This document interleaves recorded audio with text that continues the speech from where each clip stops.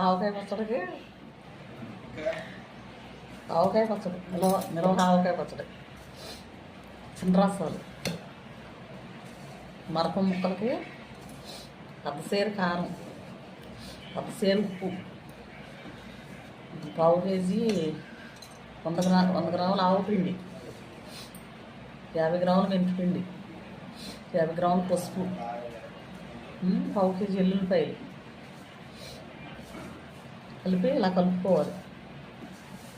అన్నీ కలిపి ఇలా కలుపుకుని కేజీ మంచి నూనె పేర్చిన నూనె మరక ముక్కలకాయ ఇలా గిన్నెలో పోసుకొని పసుపు వేసుకోవాలి